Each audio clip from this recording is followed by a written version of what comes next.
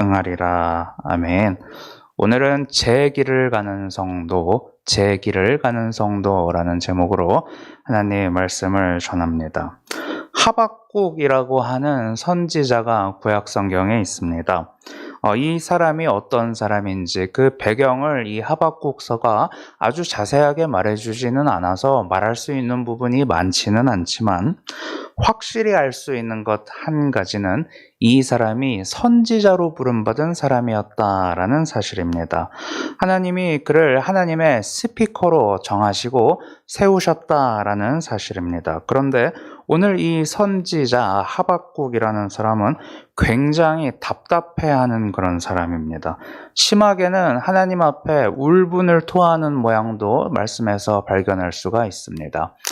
우리 1장 1절부터 하박국 1장 1절부터 3절까지 말씀 우리 한 목소리로 한 번만 읽겠습니다. 시작. 선지자 하박국이 묵시로 받은 경고라. 여호와여, 내가 부르짖어도 주께서 듣지 아니하시니 어느 때까지리이까? 내가 강포로 말미암아 외쳐도 주께서 구원하지 아니하시니이다. 어찌하여 내게 죄악을 보게 하시며 패역을 눈으로 보게 하시나이까? 겁탈과 강포가 내 앞에 있고 변론과 분쟁이 일어났나이다. 아멘. 하박국이 하나님 앞에 불만을 토로하고 있습니다. 아주 독특한 선지서입니다. 선지서가 시작하면서부터 이렇게 하나님 뭐가 잘못돼도 크게 잘못됐습니다. 그리고 이 잘못됨을 하나님이 내버려 두셨습니다. 라는 식으로 하나님이 내버려 두신 결과 내가 처한 현실이 어떤지 하나님 한번 보십시오. 라는 마치 하나님을 고발하는 것만 같은 말을 하고 있습니다. 그래서 제가 예전에 이 하박국 설교를 들었던 어떤 목사님은 이렇게 표현하셨습니다. 선지자 중에 최고 싸가지가 없다 라는 걸로 이 하박국에 대해서 이야기하셨던 그런 생각도 납니다. 하나님 앞에 이렇게 이야기를 시작하자마자 하나님이 잘못됐습니다 라고 하면서 이야기를 하는 사람이기 때문입니다. 심지어 그 사람은 하나님이 분명히 정하신 성경이 공인하는 선지자였는데도 이렇게 말합니다. 오늘 하나님이 선지자 이 하박국서를 통해서 우리가 하박국이 하나님께 이제 말하는 것을 보고 있는데 불만이 많다 그랬죠. 그것은 하박국이 처한 현실이 아주 처참했기 때문입니다. 뭐가 좀 크게 잘못되었습니다. 우리 아까 읽은 1장 2절을 보면 강포가 넘친다라고 고발합니다. 다른 말로 하면 불의함, 힘으로 모든 게 결정되는 폭력, 그리고 부당한 사건들이 자꾸 내 눈앞에 있고 이것이 나아지지를 않으니 이게 어찌 된 일입니까? 라고 이제 이 선지자 하박국이 말하는 것입니다. 하박국의 현실은 제가 선지자로 부름을 받았는데 이 선지자 하박국이 처하는 현실을 보니까요. 부당하고요. 불의하고요. 힘으로 모든 게 결정되는 그런 일들을 제가 계속 보게 됩니다. 제가 너무나 답답합니다. 하나님의 말씀을 맡은 자로 서 있지만 지금 제 감정은요 아주 무력합니다. 무기력해요. 무력감에 빠져서 뭐가 하고 싶지가 않습니다. 하나님 보시기에 이렇게 하나님의 법에 어긋나 있는 게 쫙 깔려 있는데도 하나님이 잠잠하시다는 그것은 저를 더 힘들고 절망스럽게 만듭니다. 제가 여기서 뭘 할 수 있겠습니까? 이게 오늘 선지자 하박국을 그 자리에 주저앉게 하고 하나님을 원망하게 만드는 배경입니다. 성경이 공인하는 선지자 정도가 되면 하나님의 특별한 은혜, 다른 사람이 경험하지 못한 기적들을 많이 경험했을 법하지요. 그런데 오늘 이 현실을 마주하는 하박국이라는 선지자가 하나님께 하는 말은 오늘을 살아가는 우리와 크게 다르지가 않습니다. 하나님께서 하박국에게는 이 현실을 뚫어내는 나쁜 사람들 다 태워버리는 불기둥을 보내시지도 않고 하박국이 하나님께 기도하다가 어떤 특별한 환상을 보고 현실을 이겨낼 힘을 얻게 되지도 않습니다. 하나님이 그런 특별한 일들을 하박국에게 허락하지를 않으십니다. 그래서 선지자 하박국은 그냥 답답합니다. 화가 납니다. 절망스럽습니다. 라는 이야기를 이어갈 뿐입니다. 이유가 뭐가 됐든지 간에 변하지 않는 현실 가운데 무력감을 경험하는 선지자가 있는 것입니다. 하나님이 계시다고 내가 누구보다 잘하는 사람이면서도 눈을 돌려서 현실을 보면 하나님이 안 계시거나 계셔도 아무 일도 하지 않는 것만 같은 것을 보게 되는 겁니다. 이런 때에 넉넉한 마음으로 그래도 하나님 살아계시지, 하나님 뜻대로 하실 것이지, 결국은 정의와 사랑을 하나님께서 이루고야 말 것이지 라고 넉넉한 마음으로 현실을 이겨낼 수 있는 사람은 잘 없습니다. 어느 순간만 아니라 평생을 그렇게 살 수 있는 사람은 더 없는 것이죠. 우리 교회 역사를 잠깐 돌아보면 인정받는 훌륭한 신앙의 선배님들이 계십니다. 훌륭한 또 목사님들이 계세요. 그런데 그 중에 누구도 하나님 앞에 눈물 흘리지 않은 사람은 없습니다. 감동의 눈물만 아니라 괴로워서 눈물을 흘려본 적이 없는 사람은 아무도 없습니다.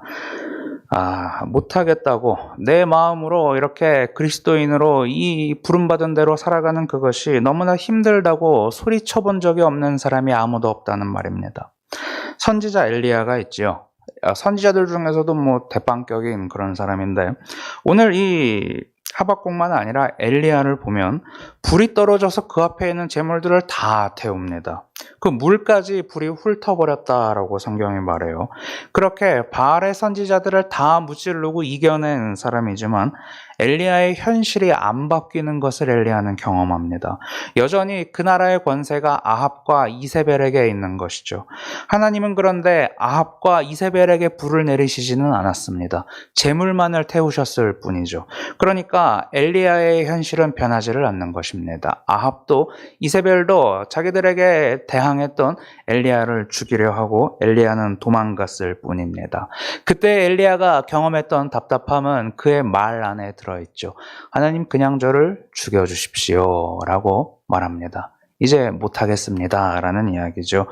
저는 선지자뿐만 아니라 하나님 믿는 사람으로 살아가는 것이 너무나 버겁습니다 라고, 하나님 못하겠습니다 라고 이야기하는 그런 이 선지자 엘리야를 보게 됩니다. 그런데 오늘 하박국도 비슷합니다. 왜 우리 기도할 때 새벽에 너무 힘들고 슬픈 일이 있어서 이렇게 기도하러 올 수가 있죠.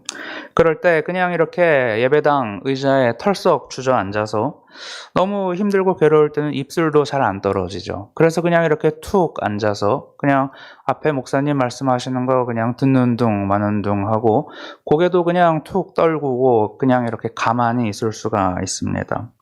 그러다가 한참 있다가 이렇게 입술을 떼는데 그때 하게 되는 말들은, 은혜로운 말들은 보통 아니죠. 그때 하게 되는 말들은 하나님 이게 뭡니까? 왜 이러셨습니까? 라는 말이 쏟아지게 되어 있습니다. 납득이 안 되는 상황을 하루 이틀이 아니라 오래도록 경험하는 사람이 하나님 앞에서 할 수 있는 말은 찬양과 감사의 말이기가 쉽지 않다라는 이야기입니다. 하박국 1장의 후반으로 가면 하나님께서 부패한 이스라엘을 치는 칼로 바벨론을 사용하시는 이야기를 하고 있습니다. 그런데 이 바벨론은 너무나 포악한 사람들이라서 이스라엘이 이 사람들 때문에 겪게 되는 고통이 보통이 아닙니다. 하루 이틀이 아니라 오랜 기간 이스라엘을 좀먹을 것이고 앞으로도 그럴 것입니다. 하박국이 그런 상황을 견디기가 힘들다라고 말합니다. 바벨론이 너무 악한 것 아닙니까, 하나님? 하나님을 모르는 저들이 우리를 이토록 유린하는데 하나님 무엇 하실 것입니까? 그리고 밖에만 아닙니다. 우리 이스라엘 사회를 한번 보십시오. 여기 하나님 믿는 민족들이 모여있다라고 하는데 하나님께서 그렇게 말씀하셨던 율법이 어디 있고 정의가 어디 있고 사랑이 어디 있습니까? 저는 이스라엘 안에서 강포, 폭력을 볼 뿐입니다. 여기는 썩어서 제가 소망을 발견할 수가 없습니다. 하나님도 잠잠하신데 저는 너무 절망스럽습니다 라고 하박국이 이렇게 하나님한테 불만을 이야기합니다. 우리가 시작할 때 읽은 그런데 하박국 2장의 시작은 좀 독특합니다. 하박국이 하나님 앞에 한참 불평한 다음에 갑자기 벌어지는 어떤 변화가 있다라는 것을 알 수 있습니다. 왜 그런 변화가 일어나는지, 어떻게 일어나는지도 좀 알 수가 없지만, 자, 어떤 반전이 일어납니다. 그런데 이 반전은 바벨론이 떠나가고 이스라엘이 이제 하나님의 뜻대로 착실하게 살아가게 되는 어떤 그런 반전이 아닙니다. 아무도 모르는 반전이, 아무도 모르는 변화가 일어나는데 그것은 선지자 하박국 안에서 일어나는 변화입니다. 그래서 밖에 있는 사람들은 몰라요. 다만 선지자 하박국 한 사람 안에서 어떤 변화가 일어납니다. 자, 이 반전을 경험한 후에 하박국은 우리가 맨 처음에 읽었던 말씀과 같이 어떤 심경의 변화를 겪고 이제 말을 하게 됩니다. 이런 거죠. 내가 이제 보고 싶다. 내가 봐야겠다. 하나님이 뭐라고 말씀하시는지 듣고 싶다. 보고 싶다. 이런 말을 합니다. 이 하박국은 2장이 시작할 때 파수꾼으로 자기를 소개합니다. 원래는 군인이 아니라 선지자로 부름받은 사람인데 오늘 하박국은 내가 파수꾼과 같다라고 2장에서 이야기합니다. 원래 파수꾼의 할 일은 그거죠. 햇빛이 없는 깊은 밤에 적군이 이 어둠을 틈타서 우리 마을이나 성을 공격하지 못하게 경계를 하는 것이 파수꾼이 할 일이죠. 파수꾼이 만약에 적군의 움직임을 놓친다면 우리 동네가 아주 위험해질 것입니다. 그래서 파수꾼은 밤새 적군을 살피는데 이 파수꾼이 가장 간절히 바라는 게 뭘까요?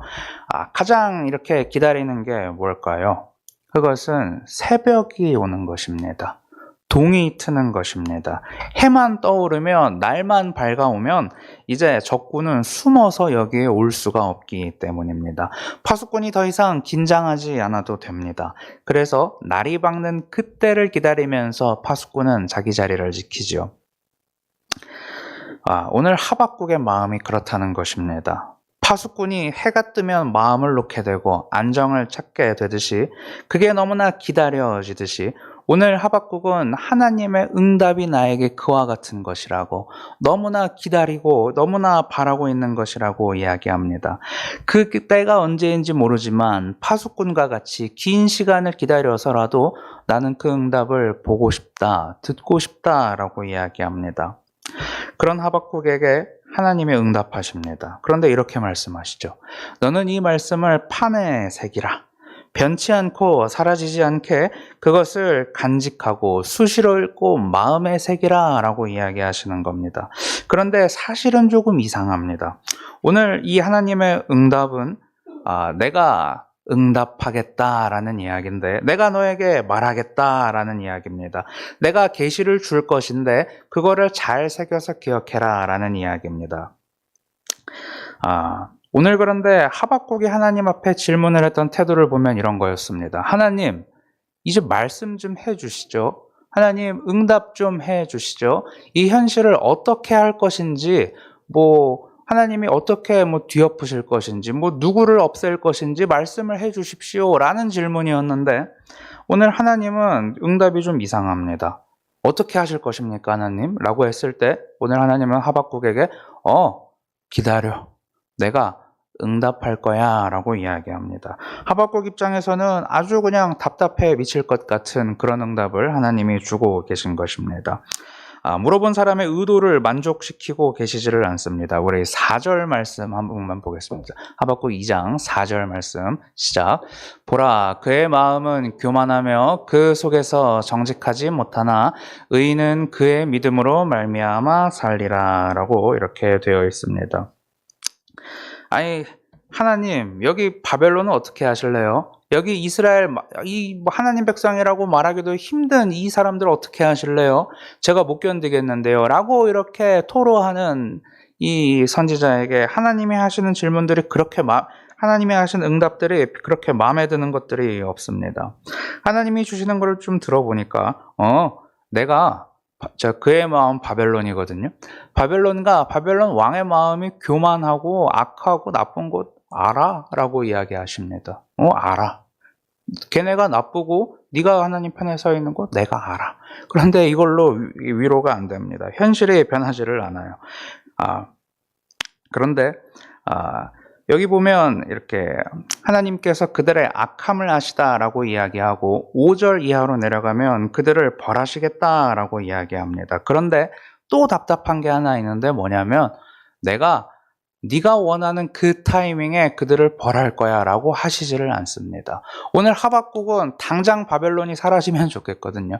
당장 이스라엘의 그 마음에 안 드는 사람들, 이스라엘 안에 없어야 좋은 사람들, 그 사람들 다 하나님이 정리해 주셨으면, 당장 하셨으면 좋겠어요. 이미 오래 기다렸기 때문인데 오늘 하나님이 그렇게 이야기를 해 주시지를 않습니다. 어떻게 징계하실지, 징계의 때가 언제인지 하나님이 하나님의 소관이라고, 하나님의 주권이라고 말씀하시는 겁니다. 그러니까 오늘 이렇게 이 하박국은 하나님의 응답을 듣고서도 사실은 답답하다 라고 이야기할 수 있는 그런 상황입니다. 그런데 4절 끝에 보면 우리 빨간 글씨 한 번만 읽겠습니다. 시작. 의인은 그의 믿음으로 말미암아 살리라. 이렇게 되어 있죠. 하나님 앞에 의인으로 선 자들은 믿음으로 산다 라고 이야기하고 계십니다. 너를 괴롭게 하는 바벨론 눈 시퍼렇게 하고 살아있지. 내 앞에 어떻게 저런 사람이 잘 될 수 있습니까? 라고 생각하게 만드는 그런 사람 네 눈앞에 어제도 봤고 오늘도 봤고 내일도 볼 거지. 현실이 변하지 않지? 라고 이야기하시는데, 그런데 있잖아, 의인은 믿음으로 사는 거야 라고 하나님이 이야기를 하고 계십니다. 또 답답합니다. 그 사람들 좀 어떻게 해달라고 제가 못 살겠습니다 라고 이야기를 한 셈인데, 그런데 있잖아, 의인은 믿음으로 사는 거야 라고 하나님께서 이야기하고 계십니다. 그러니까 지금 상황을 잠깐 정리하면 하박국은 막 못 살겠다고 아우성을 칩니다. 하나님 계시긴 합니까? 제가 눈 뜨고 겪는 현실이 어떤 건지 아세요? 믿음이 안 통해요. 하나님. 신앙 가지고 사는데 신앙 없이 사는 사람들이 훨씬 잘 살고 그들이 옳은 것 같습니다. 하나님이 뭐 아무것도 안 하시는 것 같아요. 심하게는 없는 것 같거든요. 하나님 어떤 분이십니까? 무엇, 어떻게, 언제 하나님의 일을 하시겠습니까? 라고 이렇게 따지는 것입니다. 너무나 내가 무기력합니다라는 그런 불만이었습니다. 하루 이틀 힘든 게 아니라 신앙을 가지고 사는데 일주일, 한 달, 1년, 수년, 10수년 이렇게 시간이 이렇게 이어지면 그렇게 말할 수 있죠.